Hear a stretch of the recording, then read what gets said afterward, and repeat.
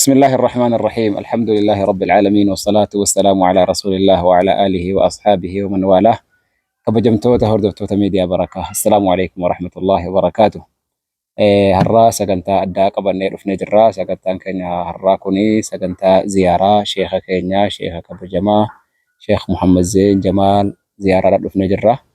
إسان قفوا سونتاني مدرسة dhiheenya hundaa'ee madrasaa akka hundaa'een hojii guddaa boonsaa hojjetee jiru madrasatu Daaru Hiraa ziyaaraa dhufnee jirra.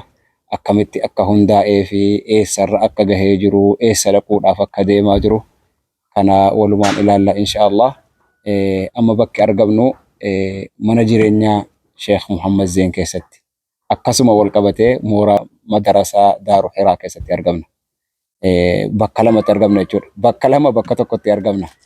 Kanaaf amma kallattumaan gara sheekha keenya kabajamaa Sheekh Muhammad Zeen Jamaalitti isin dabarsina. Barakallahu fiikum.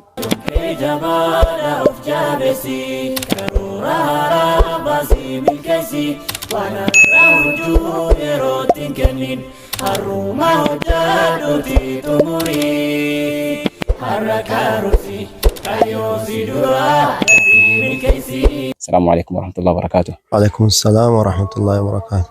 قافن كي تكفى أكملتي ولا ما بكتكت هندا أودن أكملتي من جرينياتي في مدرسة ولدت هندي فمي جراتمو دند.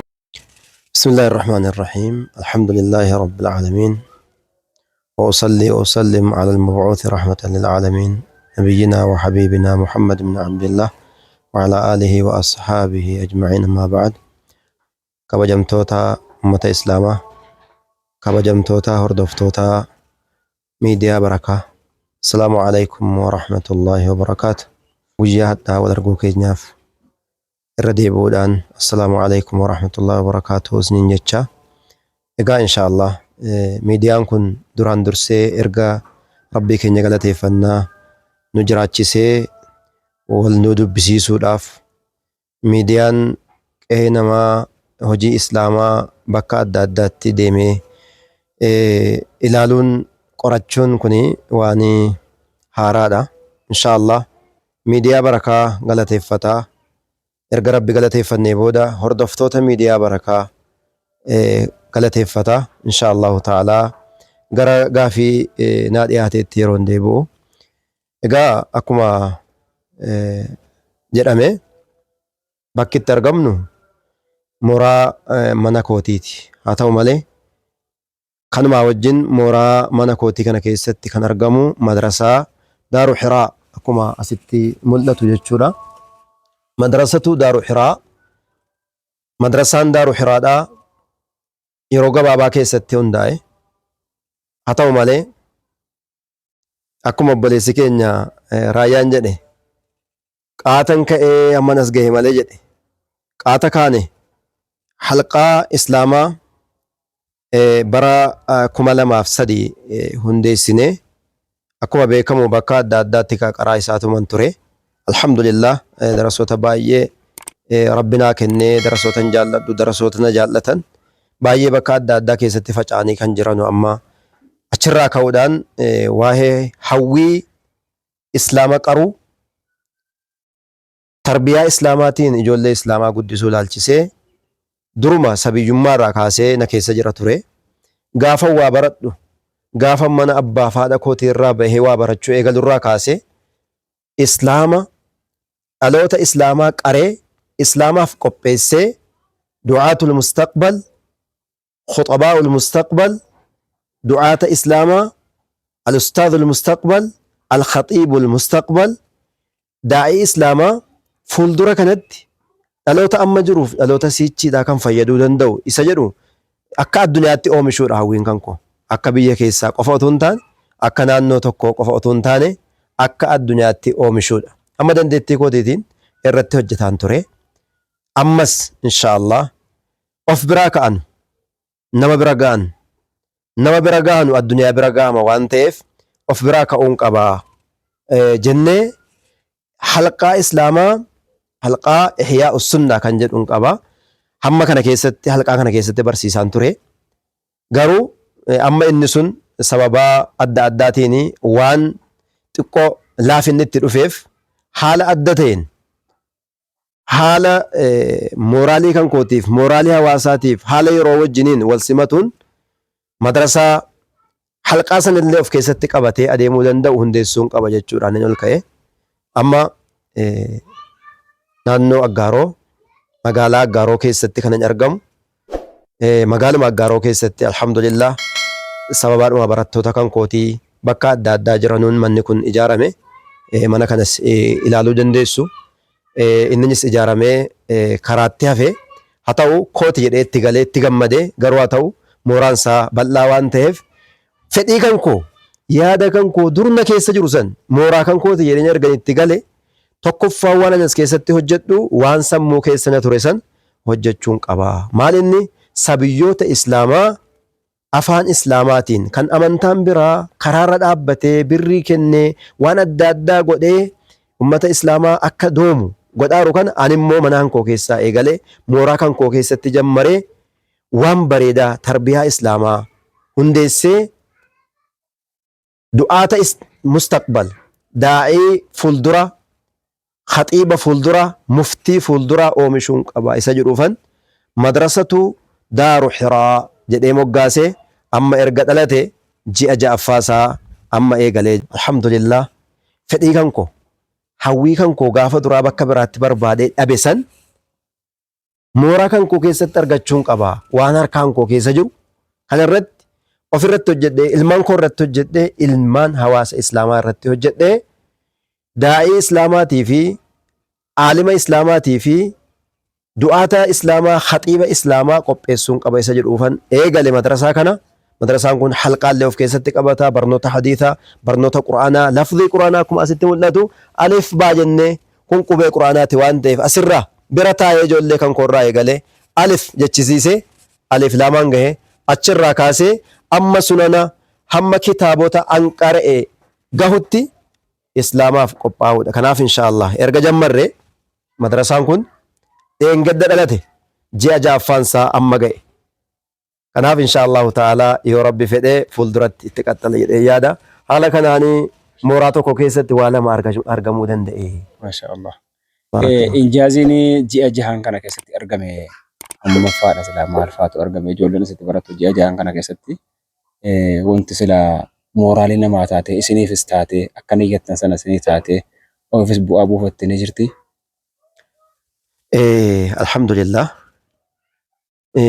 Akka hawwii keenyaa akka yaannillee yoo dhabne as keessatti gaafa jalqaba ijoollee simannu ijoollee hamma 30 simachuun qaba ijoollee kootii wajjin isa jedhu karoorse garuu ijoolleen nuti simanne mooraadhuma kana keessatti kan barataa ba'an ijoollee gara 40 ol ijoollee gurguddoo sabiyyootuma amma ijoollee waggaa 2 waggaa 3 waggaa 4 ammoo sabiyyiidhuma furrii irraa haqaa guddisa islaamaa afaan islaamaa bartu jennee taqabballee wajjin gara nama 70 ga'u. Kana keessaa immoo ijoollee of bartee amma alif jechisiifne ijoollee gara 20tti dhiyaatanu qaayidaa nuuraaniyyaa sirritti ahkaama isaa lafdii isaa makhaarija isaa wajjiniin qaraasisuudhaan ijoollee gara nama 20tti dhiyaatan sartifikeetii kenninee fi eebbisiifne ijoollee kaan immoo warra lafdii quraanaa qara'aa jiran immoo gara fixaatti bunnee dhaabne jechuudha ji'a ja'an kana keessatti alhamdulillah. Maashaallah. Egaa kabajamtoota hordoftoota miidiyaa barakaadha. Isa kana waan amma irra jiru dubbanne malee sheekni gaheen isaaniidha hojii isaan hojjetanii dabarfatan yoo hin haasofna jenne sa'aatii 2-3 ol fudhachuu danda'a. Barnoota gurguddaa halaqaa ilmiidha. Ergaa Hararirraa jalqabanii amma Jimmaan baasanii Limmuu keessatti barsiisanii dhufanii as Aggaaroo irratti illee gahee gurguddaa hojjetanidha malee nama as amma qaayidaa irratti barruu miti jechuudha. Siiraa isaaniitiin seenaa yookaan siiraa zaatiyyaa isaanii hin fudhanne yoo jenne wallahi sa'aatii 2 ol nama fudhachiisa. Kanaafuu amma waa yerooti waan ta'eef madrasaan kun qaayidaa nuuraaniyyaa ijoollee naannoo 20tti dhiyaattu eebbisiise waan ta'eef sababa kanaadhaaf interview kana fudhachuu dandeenye malee gaheen isaaniitiif hojiin isaanii hojii guddaadha. Namoonni isaan irraallee baratanii bahan kitaaba adda addaa baratanii bahan namoota baay'eetu jira waan ta'eef kana seenaan hin himaa warra irraa baratanis bakka baay'eetti quba qabanii namni beekus hedduutu beeka. Hanga keenya xiqqoo kana dhufnee gaafanne malee inshaallah siiraa zaatiyyaa isaanii yeroo bal'aa fudhannee irratti haasa'uu dandeenya. Egaa kallattumaan kutaa meeqa asu jira kan madrasaan Daarul Hiraa kuni kutaa meeqa kan ijoolleen keessatti barataa jirtu? Alhamdulillah. Isin agarsiifna. Amma barandaan mana kooti kutaa tokko warra aliftuu irratti barata. Alif darsii tokkoffaa akkuma asitti argitan darsii lammaffaa darsii amma sadaffaatti kutaa tokko keessatti baratu. Achirraa kaasanii qaayidaa nuuraniyyaa darsii arfaffaa irraa kaasanii hamma xumuraatti immoo kutaa kan biraa qabu. Gaafa qaayidaa nuuraniyyaa immoo warri fixee afaqqadaa faatihaa irraa kaasuudhaan hamma ammaatti lafdii isaa wajjiniin makhaarija isaa eeganii tajwiida isaa eeganii afaqqadaa isaatii fi lafdii isaa walitti qara'uudhaan hamma ammaatti warra kutaa qophaa qabu. Achirraa kaasee immoo warri ammaadha booda immoo qara'u juzii tokko erga fixee warri immoo quraana lafdii qara'u qophaatti immoo kutaa qophaa qabu. Akkuma waliigalaatti daree 4 qabu jechuudha. Daree 4 qopheessinee hamma dandeettii keenyaatiin kana nama 4 keenyeefi kutaa tokko sa'aatii sanatti hirmaadhee natu barsiisa. Kutaa 3 irratti immoo barsiisota ustaazota keenyeefi hamma dandeettiitii isa kaan kadhanne waan khayriidha waan ta'eef jennee nu barsiisaa jenneeni daree 4 qopheessinee bifa kanaan itti jirra. Garuu dareen kuni akkuma mul'atu isa kaan sharaa hiine isa kaan muka ofumaa kootii walitti dhadha'ee ogummaa harkaa kana gaa hiyyaalla ofii naman kadhannu mukuma adda addaa amma teessoo isaa isin laalchifna teessoo ofii kootiin qopheesse jechuudha. Ijoollee quraana waan ta'eef wanti namni ittiin kabajamu quraanaa olitti hin jiru.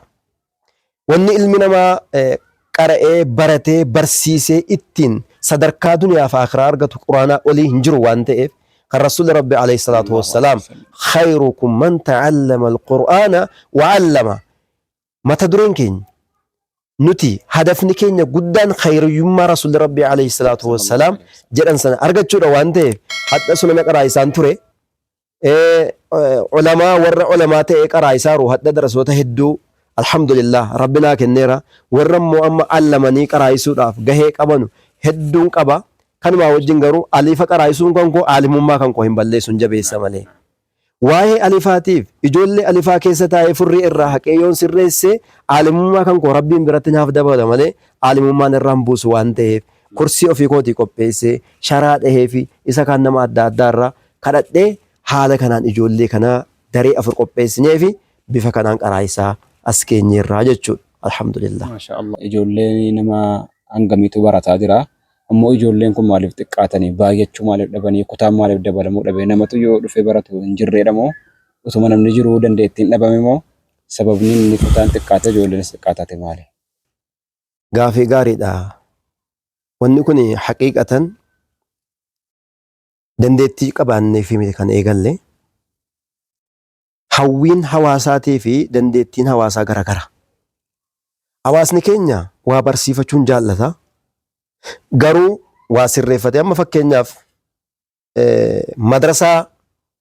madrasatu Abubakr Siddiq akka naannoo keenyaatti kanin daayirektera isaa ta'ee ustaazota nama 4 ramannee barsiifnu jira.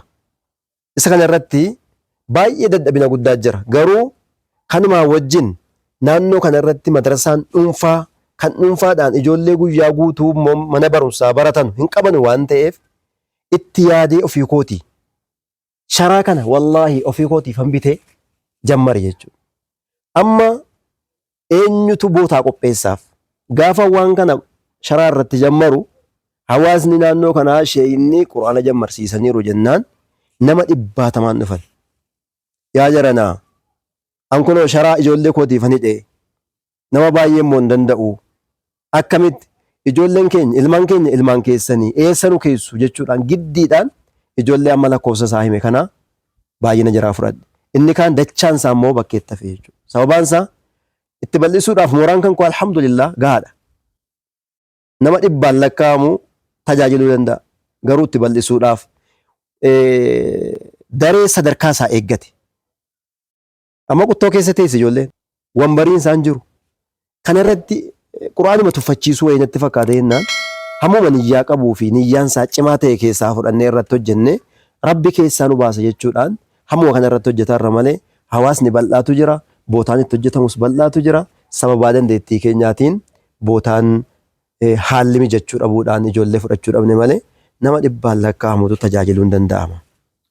Tayyib, karoorri fuulduraaf bara dhufuuf bara kana akkanatti eebbisiiftanii bara dhufuuf karoorri isin keewwattan maal fa'aadha? Mooraanii silaa keessatti madarasaan ijaaramee keessatti karaa mooraa bal'aatu jirettanii irratti ijaarsisanii yookaan wanta isaan kun bal'ate jechuudhaaf barsiisuudhaaf haala kamiin qophooftanii ittiin iyyattanii jirtu? Egaa inni akka karooraatti karoorri keenya bal'aadhaaf dheeraadha. Haa ta'u malee wama asaanu yoo haasofne wanni guddaan bootaa ijoolleen kun dhuftu itti simannu yoo nuu sirraa'ee sirreeffachuu dandeenye rabbiin nu laaffisee dandeettii isaatiin dareen arfanumti kun sadarkaa isaa eeggate fakkeenyaaf daree 4 jechuun xiqqaa miti. Hamma sababaan inni sirraa'uu dhabuutiin ijoollee xiqqaa fudhata. Innumti sirreeffamee daree tokkotti hamma nama 30 hamma nama 40 sadarkaa isaa eeggatee utuu sirreeffame hamma nama 40tti fudhachuu danda'a. Nama 40 jechuun immoo daree 4tti 40 baay'isuu 4 dhibbaaf meeqa ta'a? Dhibbaaf wayii ta'a jechuudha. Sanaaf nu hamma nama 200tti bara dhufu keessatti bootaa sadarkaa isaa eeggate sirreessinee fi hin simannaa. Ustaazota jajjabaa kan muuxannoo qabanu kan hawwiidiin islaamaa babal'isuudhaaf barsiisuudhaaf yaada qabanu finnee irra keenye ofiin gargaarree haala bareedaadhaan barsiisuudhaaf hawwii guddaa qabna bi'idhnillaahi ta'ala. Inshallah rabbi sina gargaaru, rabbi nu haa gargaaru. Amiin. Asumaanuu daawwattoota keenyaaf du'aayii nu kadhadhaati. Nuuf illee du'aayii kadhaati akka fuulduratti rabbi nu tarkaanfachiisu waan nuti yaadne kan akka rabbi galmaan nu gahu. Yaada gurguddaatu nu keessa jira akka rabbiin galmaan nu gahu du'aayii nu kadhaati. Salaamataa daawwattoota dhaabbanne kutaa lammaffaatiif inshallah itti deebina yoo rabbi jedhe bi'idhnillah. Inshallah obboleettoowwan islaamaa daawwattoonni miidiyaa kana tokkoffaa irratti rakkoon keenya guddaan miidiyaa nu ibsu. Miidiyaa rakkoo keenya dubbatee hawaasa islaamaatii fi warra rakkoo namaa hiikuu danda'anutti baasu dhabne. Tokkoffaa irratti miidiyaa kana bira dhaabbachuun, miidiyaa kana guddifachuun, miidiyaa kootiiniif keenyaan garagara. Kun kootiidha kan qe'ee namaa keessa deemee bakka namni jirutti nama waraabee rakkoo islaamaaf gabaasu waan hin jirreef isa arganne jabeeffannee isa fuulduraatti bal'ifachuudhaaf itti yaaduu qabna. Qixa sirriidhaan wantoota miidiyaadhaaf godhamu namni miidiyaa irra jiru hundi ni beeka. Kana godhaa jechuun waan baay'ee barbaachisuu miti waan ta'eef inshallah an kanan isinii dhaama tokkoffaa irratti. Lammaffaa irratti rabbiin nu kadhadhaa. Rabbiin nu kadhadhaa kan rakkoo keenya furu islaama tajaajiluudhaaf waan harka nu hidhe waan miila nu hidhe namni hundinuu beeka waan ta'eef kanammoo kan nu furu rabbi waan ta'eef rabbiin akka nu kadhattanu asumaan isinitti dhaammachuun barbaada. Egaa warra waan dhagahe hin fayyadamu rabbi nu haa taasisu. Hordoftoota miidiyaa kanaa miidiyaa barakaa bakka jirtan hundatti barakadhaa. Bakka teessan, bakka deemtan, bakka hojjettan, bakka waan kana dhaggeeffattan hamma seentanii miidiyaa kana seentanii hordoftanu waa dhaggeeffattanuun barakaan isin biraan fuudhamne barakaan isin irraan deemne rabbi isinii haa kennu. Bakka jirtanutti barakadhaa, bakka teessanutti barakadhaa, bakka hojjettanutti barakadhaa, bakka jirtan hundatti barakadhaa.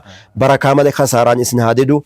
Gara hundaanuu guddachuu malee xinnaachuu rabbi isin irraa haa qabu. Mul'achuu malee dhokachuu rabbi isin irraa haa qabu. Argachuu malee dhabuu rabbi isin irraa haa qabu. Fuulduratti deemuu malee dudduubatti deemuu rabbi isin irraa haa qabu. Ol deemuu malee gad deemuu rabbi isin irraa haa qabu. Gara hundaanuu nama of gargaaree wal gargaaree gargaarsa rabbiidhaa argatu rabbiin walumaan nu haa taasisu jecha waan dhaggeeffattaniif baay'ee galatoomaa. Wassalaamu alaikum wa rahmatullahi wa barakaatu. Waalaikum salaam wa rahmatullahi wa barakatuh. Kabajamtoota hordoftoota miidiyaa barakaadha. Sagantaan keenya asuma irratti raawwata. Share, like, subscribe gochuudhaan nu faana dhaabbadhaa. Nu jajjabeessaa. Warri nu jajjabeetanii sa'aatii kanaan nu geessanii subscribe nu baay'iftanii nu daawwataa jirtan baay'ee galatoomaa ulfaadhaa jiraadha. Interview kana fakkaatuun hanga walitti deebinutti wassalaamu alaikum wa rahmatullahi wa barakatuh.